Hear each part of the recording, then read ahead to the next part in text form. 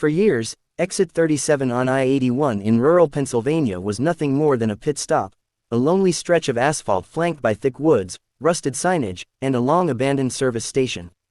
Drivers heading north might pull off to catch some sleep, maybe refill a coffee thermos, or check a faulty GPS. But then they started disappearing. It began slowly, 1 or 2 cases every few years, easy for authorities to dismiss as unrelated. A hiker who wandered too far. A runaway teen. An elderly couple whose car was found empty near the tree line. But by 2022, the whispers became unavoidable. Something was wrong with exit 37. And for those who've lost someone, there's no doubt left. The hook. A message in the static. It was a chilly October evening when local trucker Bill Haynes picked up a faint signal on his CB radio just after passing exit 37. It was nearly 2 a.m., and he was headed towards Scranton with a shipment of auto parts. The road was quiet, the sky overcast, and he hadn't seen another vehicle for almost 10 miles.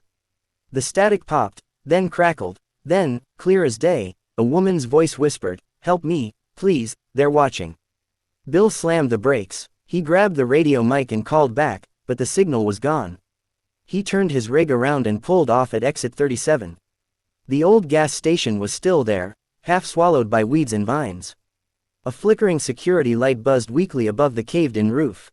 But there was no sign of anyone. Just before he could step out of his truck, the radio popped again. This time the voice was right behind him. "Don't stop here." Bill didn't wait for more. He threw the truck in gear and peeled out back onto the interstate, never looking back. He later told a reporter for the local paper, "That wasn't radio. That was, in my cab." The pattern that no one wanted to admit. Over the next 18 months, 22 people vanished after passing exit 37. Most of them were on the road alone. Some left behind odd voicemails, snippets of silence followed by sharp static, or sounds of panting, like someone running. A few left behind dashcam footage. One video, uploaded by the family of 19-year-old Olivia Brandt, showed her slowing down as her car approached the off-ramp, then swerving suddenly into the woods. She was never found. Police scoured the area. Search and rescue teams combed the forest for weeks, even bringing in dogs and thermal drones. Nothing. Not a shoe, not a cell phone, not a single sign of struggle. It was as if the woods themselves swallowed people whole. Locals began to tell stories again, tales from decades ago about a man named Silas Rudd, a reclusive mechanic who ran the old service station before it shut down in the 1980s. He was rumored to be obsessed with building a machine to hold time, and neighbors remembered hearing odd humming noises late into the night. Rudd disappeared in 1986, right around the time the station was condemned. Some believe he never left. The urban legend takes hold. TikTok videos began popping up by the dozens. Teens dared each other to take selfies at exit 37. YouTubers with night vision cameras filmed 3 a.m. walkthroughs of the gas station ruins. Most found nothing but animal bones, collapsed ceilings, and graffiti from bored vandals. But a few found more. One video that went viral, since removed from the platform, showed a pair of ghost hunters exploring the woods behind the exit.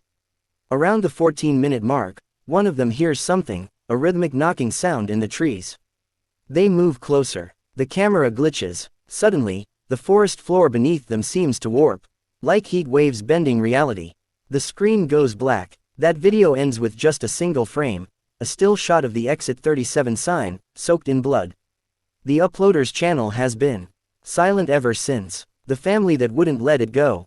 In early 2024, the Carter family lost their son, Matthew, a 26-year-old mechanical engineer who had been driving home from Harrisburg. His last text message read, "Taking exit 37. Waze says there's a shortcut."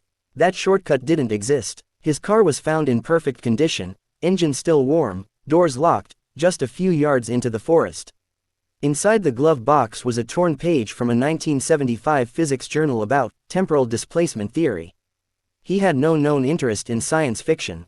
The page didn't belong to him. Matthew's parents, distraught and desperate, hired private investigators. They even tried reaching out to underground forums on the dark web, offering money for any clue. One user, handle Echo Forest 13, responded. They claimed to be a former Department of Transportation analyst and said exit 37 was never supposed to be built. According to their message, old blueprints show no such off-ramp. The exit was added to official maps in the late 70s, but there's no record of its construction. No funding, no contracts. It just appeared. The investigator who followed up on this lead vanished a week later. The truth is buried deep. Some believe Exit 37 is sitting on a fault in reality. Not just metaphorically, literally. An MIT geophysicist, Drive, Lila Monroe, reviewed topographical scans from the area and noted a magnetic anomaly right near the off-ramp. Something about the rock beneath the surface warped compass readings and disrupted drone signals. She proposed the idea that some kind of natural rift might exist there, similar to the mysterious zones in Siberia or the Bermuda Triangle. The only difference, this one was man-made. She theorized that someone, possibly Silas Rudd, tried to manipulate the Earth's electromagnetic field. Her final report concluded, whether through accident or design, Exit 37 is no longer entirely within our spatial reality. 2 weeks after submitting her findings, Drive, Monroe was killed in a car accident. Her report was scrubbed from the university servers. Only a PDF saved on a Wayback Snapshot remains. The final message. On January 12, 2025, a Pennsylvania state trooper received a strange call. It was a garbled 911 message from a disposable phone. The voice on the line sounded far away, like it was calling through water. They only managed to get part of the recording. They're not people, not anymore. They come when you hear the trees breathe. Don't stop, don't look, just drive. The line cut. The phone's GPS pinged once, briefly. Coordinates traced it to the woods behind Exit 37. A search team was dispatched the next morning. They never returned. The sign that changed overnight. Today, the Exit 37 sign is gone. Locals say it was taken down by PennDOT, but there's no record of removal. The ramp itself is now blocked by orange construction barrels, though no roadwork is ever visible. Drive past it, and you'll feel it, a cold, silent tug, like the air is too thick for your lungs. At night, truckers claim they still see headlights turning down the blocked road. But no taillights coming back. And sometimes, just sometimes, if you roll your window down at the right moment, when the wind is still and the stars are hidden, you'll hear it. Breathing. From the trees. Are you listening? Whatever Exit 37 is, an accident of physics, a government experiment gone wrong, a gateway to somewhere else, it's still there. Still hungry. Still calling. If you ever find yourself on I-81, and your GPS glitches, if your radio crackles without warning, if you see a sign that says, Exit 37 inches where no sign should be. Don't stop, because some roads aren't built for coming back, and some exits were never meant to exist.